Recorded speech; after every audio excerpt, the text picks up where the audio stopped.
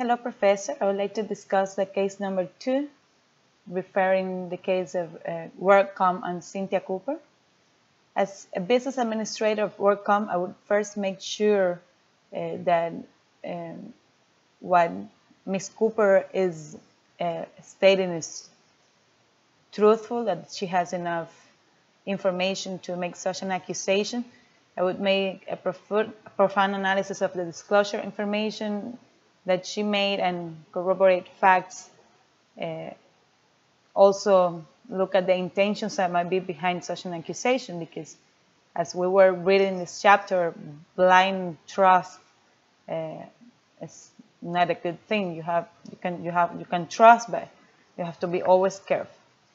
So according to the German philosopher Immanuel Kant, without truth, social intercourse and conversation become valueless. By rule, human beings tend to be reserved, but we must distinguish, we must know the difference between being reserved and secretiveness.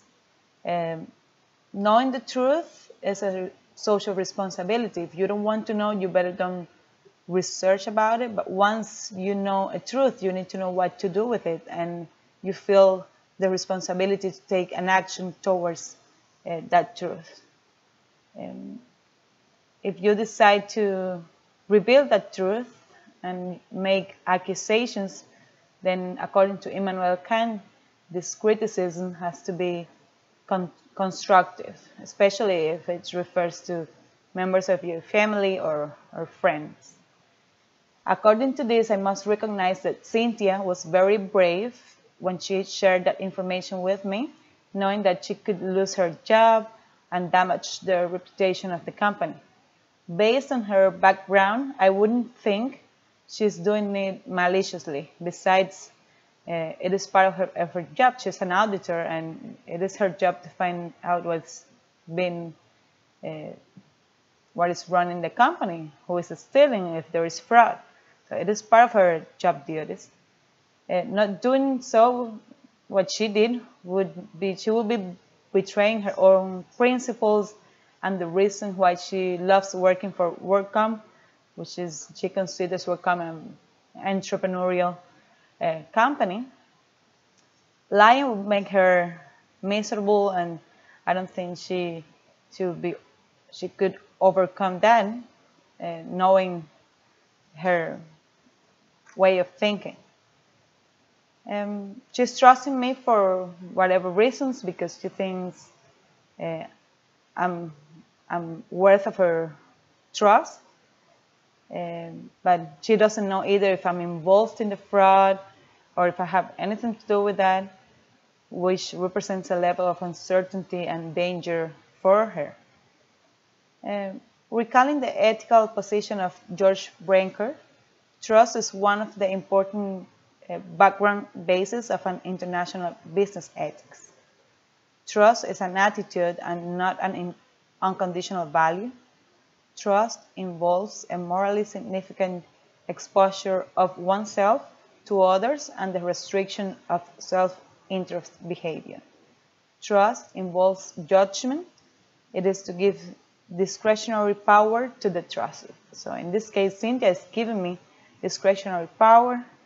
She passed the balloon on to me. She trusted me because she's expecting me to do something about it. But now I'm in the same situation as her.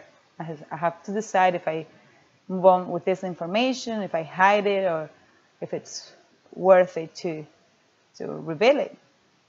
To protect her, I can keep her in anonymous, which is defined by Brinker as guarded trust, and take the entire responsibility for elevating this information.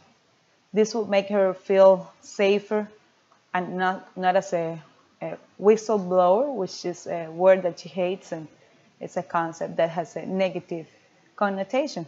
According to Gisela Bach, before someone discloses neglect or abuse in an organization, this person must take into account who is responsible for the neglect or abuse, how great is the threat, and how likely speaking out would be any helpful. In this case, to take action was pretty important, looking at the numbers of the company that revealed $28 billion in debt, depressed stock price, thousands of job cuts nationwide.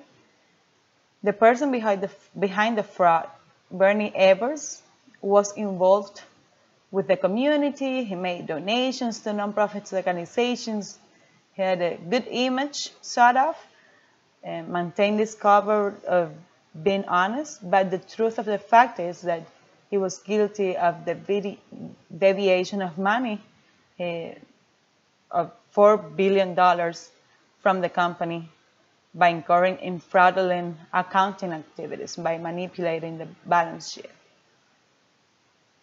Being sure that Cooper checked and double-checked the numbers, I would be confident that I'm not taking a false accusation, that I'm not making a false accusation, and she isn't either, which is the dissent described by Ms. Buck in her article. Cooper tried to solve the situation. She was even threatened. She knew she had to do something about it, and she came to me, which was for her the proper channel. So it can be said that she wasn't breaching the colleague's loyalty in the sense that she was using the proper channel, or at least if she was doing it, it was for good cause. And the accusation had a very strong foundation. There's no doubt about it. One more thing to take into consideration in this case is the Sarbanes-Oxley Act of 2002 that mandates strict reforms to improve financial disclosures from corporations and to prevent accounting fraud. The two key provisions of this act are Section 302, a mandate that requires senior management to certify the accuracy of the reported financial statements, and Section 404, a requirement that management and auditors establish internal controls and reporting methods and the adequacy of those controls. After analyzing all the facts and in compliance with the Sarbanes-Oxley Act, I would proceed to present the case to the authorities in accordance to my own ethical principles, hoping I can be explanative enough with the public to try to save the company reputation and save it from the crisis it is at this point. I would offer Ms. Cooper protection and recognize her for making the right decision. And of course, this is a difficult decision. There's always a big risk behind a risky move like this, but this is the best solution in my eyes. Thank you very much. It was very interesting this week, and I wish I could attend to your classes live, but Tuesday is a day I work all day. I hope I can figure it out before the end of the semester, but I'm definitely watching your videos. Thank you so much. Have a great day.